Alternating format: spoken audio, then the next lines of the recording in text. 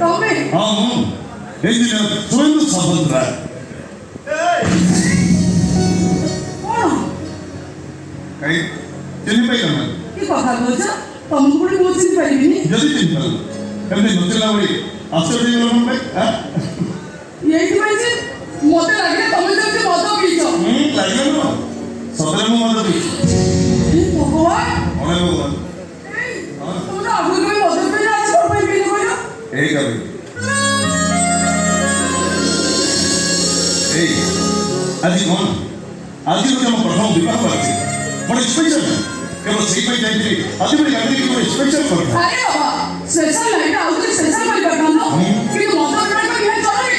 ଏସବୁ ଜମା ଭଲ ଲାଗେ। ଏଇ ମୁଁ ଭାବିଥିଲି ଆଜି ଗୋଟେ ଗାଡ଼ିରେ ଆମେ ଦି ଜଣ ମଦ ପିଇକି ଗୋଟେ ସ୍ପେଶାଲ କରିଥାନ୍ତି।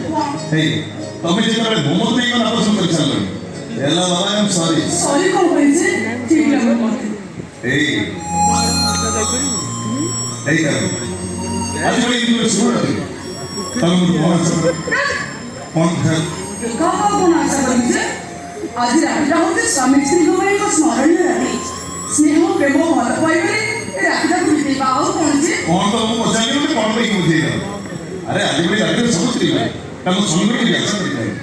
ସେଟା ସ୍ୱାମୀମାନଙ୍କର ଶୋଇଥିଲେ ହଉ କି ସ୍ତ୍ରୀମାନଙ୍କର ଜିତ୍ ହଉ ଆଉ ସବୁ କାମ ତମେ କାହିଁକି ଜିତ୍ କଲନି? ହଉ ତମେ ଯେତେବେଳେ ଜିତ୍ କରିନି ମୁଁ ତ ପୁଣି ସ୍ୱାମୀ ହିସାବରେ କିଛି ଆଣିବି କହିଲ ତମ ପାଇଁ କଣ? ଦେଖ ସେମିତି ତ ତମର କିଛି ଆଶା ରଖିନି। ତଥାପି ତମେ ମୋ ପାଇଁ ଯାହା ଆଣିଥିବ ବହୁତ ଖୁସି ହେବି ନିଶ୍ଚୟ। ତମକୁ ଅନୁମାନ କରି କହିବାକୁ ପଡ଼ିବ ମୋ ପାଇଁ କଣ? ପ୍ଲିଜ୍ ପ୍ଲିଜ୍ ଅନୁମାନ କରି କୁହନ୍ତୁ। ପ୍ଲିଜ୍ ପ୍ଲିଜ୍ ପ୍ଲିଜ୍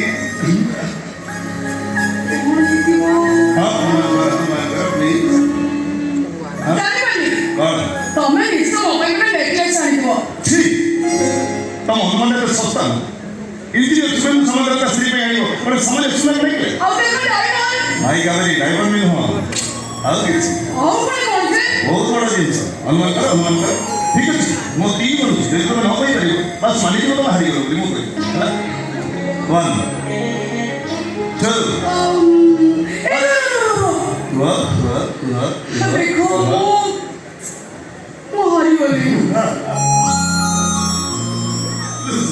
ମୁଁ ତ ହାରିଗଲି।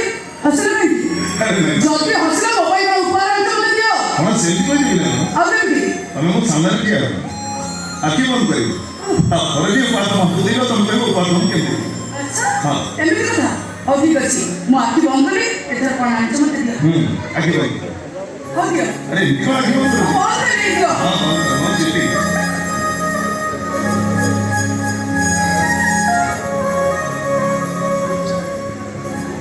ଆଖି ଖୋଲ ଦେଖ ଆଉ କୋଉ ପର୍ବ କେମିତି ଲାଗିଲା? ଶୁଣିଲୁ ଏ ଲଭ ଭିତରେ କଣ ଅଛି? ସେଟା ମୁଁ କହିବି ନା। ଆରେ ସେଇଟା ମୁଁ ତମ ପାଇଁ ଏମିତି ତମେ ଦେଖ ନା ଏଇଟା କଣ ଅଛି? ଏତେ ଇଜି କଥା ପରିକଳ୍ପନା କହିପାରୁନ। ଟିକେ ଅନୁମାନ କର ଦେଖ ନ କହିପାରିଲେ ଭାଇନା ତ ମୋତେ ହିଁ କହିବାର ଅଛି। ଅନୁମାନ କର ବୁଝିଗଲି। କଣ? ଆଚ୍ଛା ତମେ ଯଦି କହୁଥିଲ ମୋ ପାଇଁ ଗୋଟେ ପ୍ଲଟ୍ କିଣିବ ବୋଲି ଏଇଟା ନିଶ୍ଚୟ ସେ ପ୍ଲଟ୍ର ପଟା ଯୋଉଟା ମୋ ନାଁରେ କରିଦେଇଛ। ଛାଡ଼ ମାତ୍ର ବହୁତ ବଡ଼ ଜିନିଷ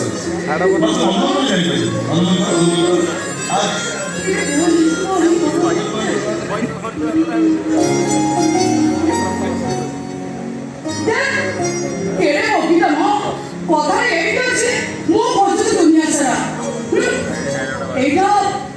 এইটা নিশ্চয় লাভ এটা।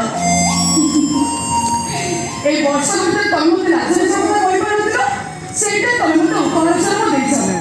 সତରେ শুনিলু তোমার এই লাভ লেটার পাই মতে বহুত খুশি। ହେଲେ ଏସବୁ ବିବାହ ପୂର୍ବରୁ ଏଥିରେ ବହୁତ ମଜା ଆସିଥାନ୍ତା। ଏବେ କଣ ତମ ରକ୍ତମ ଗର୍ଭରେ ସ୍ଥାନ ପାଇସାରିଛି ଆଉ କେତେଟା ଦିନ ଗୋଟେ ବାପ ହବ। ଏମିତି ସବୁ ଲଭ୍ ଲେଟର ମତେ ଭାରି ଲାଜ ଲାଗୁଛି। ଲେଖିଲା ବେଳେ ତମକୁ କେମିତି ଲାଜ ଲାଗିଲାନି କେଜାଣି? अरे सर लव लेटर खुली पढ़ो देखिए हम उपहार को मन नाच आप पे छाड़ नहीं कौन नहीं एबे नो ओके चलो अगर तो रेडी कर चलनी प्रथम में केक काटिबो तापर खाइबो और सोइला बेले तम छाती ऊपर मथारे सब कर दियो नहीं चलते हो अरे बाबा से लव लेटर पढ़वा जेते के बाबा से लव लेटर सदस्य कमी ठीक है जल्दी लोग लाजा ମୁଁ ସିଆଡ଼େ ଚାଲ ତମେ ଏଇଠି ହେଇକି ପଡ଼ ଆଉ ହସ ତମର